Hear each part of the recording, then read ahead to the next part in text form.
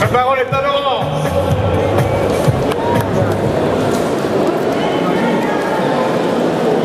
Camarades, mais surtout, chers amis,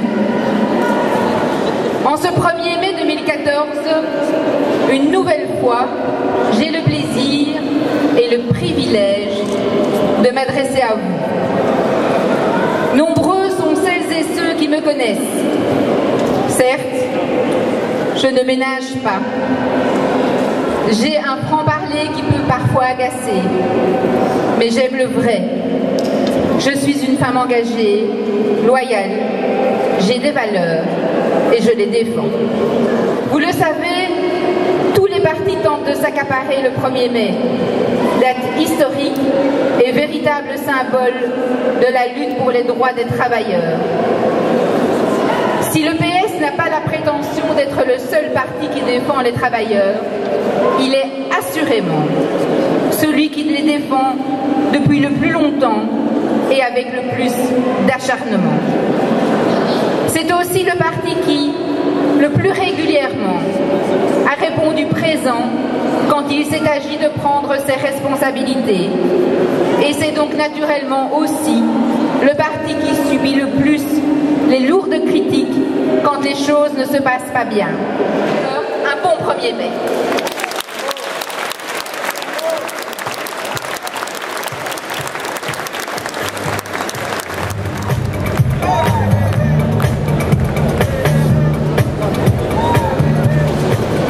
Merci André.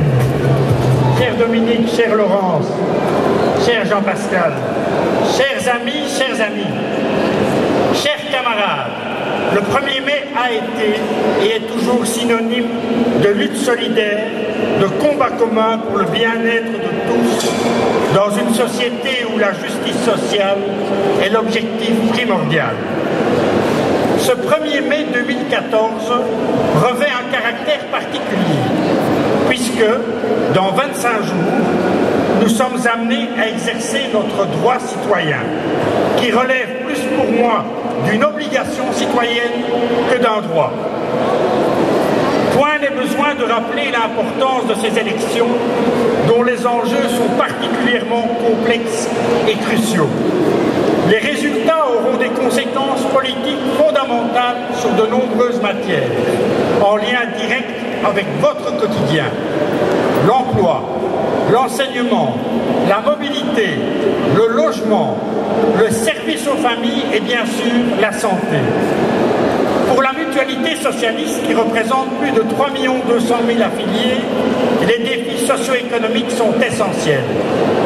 En tant que mouvement social et politique, la mutualité socialiste a interpellé les responsables politiques en leur adressant ses revendications regroupées dans un mémorandum reprenant tant les revendications de la mutualité que celles de l'ensemble de son réseau associatif et socio-sanitaire.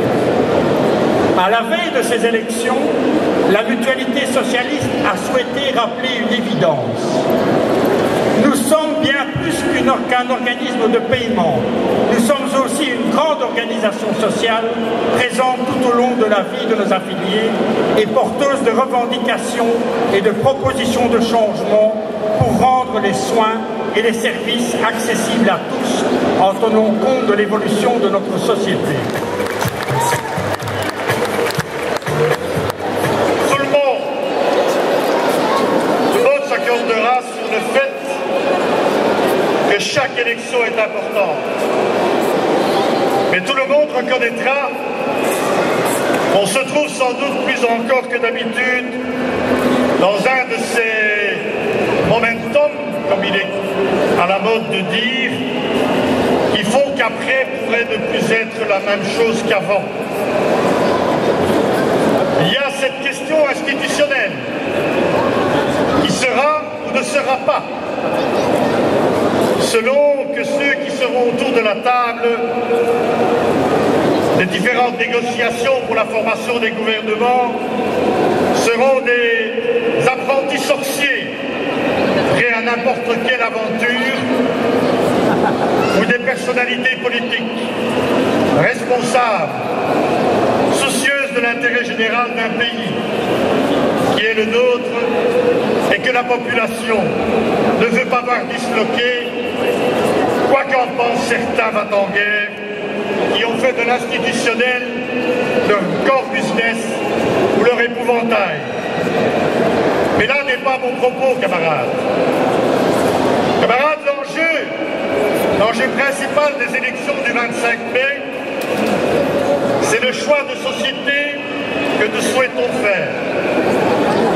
Soit nous acceptons de vivre dans une société qui dira privilégier l'individu, mais qui en fait le noiera dans un mode de vie basé sur l'exclusion, sur les privilèges aux nantis et des miettes aux plus faibles.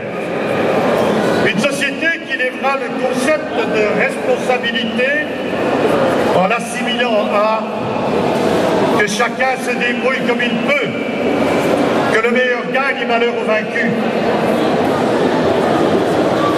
Une société où on vous présentera une réforme fiscale qui abaissera les impôts et les contributions sociales, oui,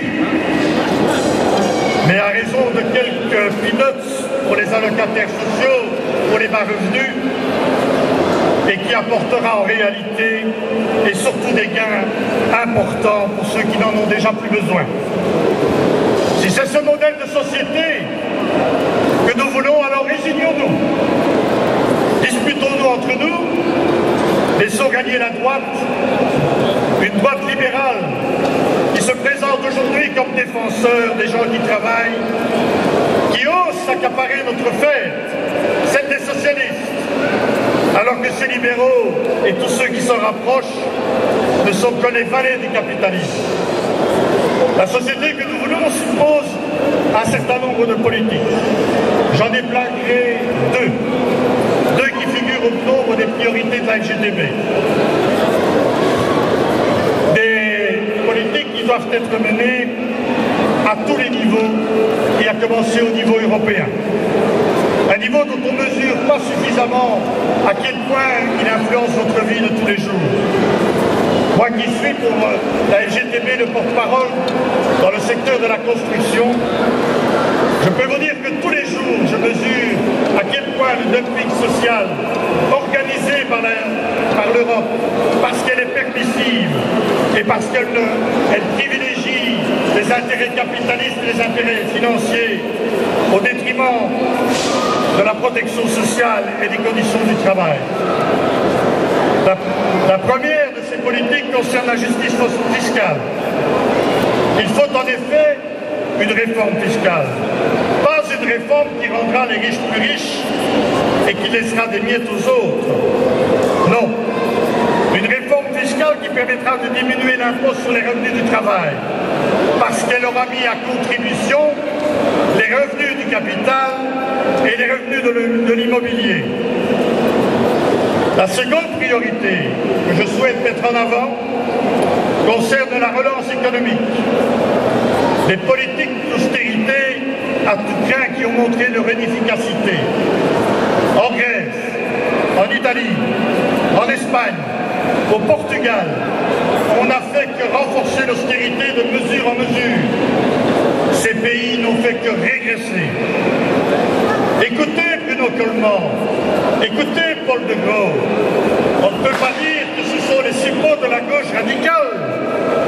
Eh bien, pourtant, ils appellent comme les autres à une vraie relance économique, à une vraie relance des activités. La FGTB l'a dit à plusieurs reprises. Le gouvernement belge, grâce au PS, il faut le souligner, a relancé une politique, mais nous la trouvons trop timide. Il faut la renforcer. Il faut que tous les pouvoirs publics de l'Europe, des gouvernements fédéraux, des gouvernements régionaux, des pouvoirs locaux qui sont les premiers investisseurs de ce pays, se mettent d'accord sur des plans de relance et d'investissement.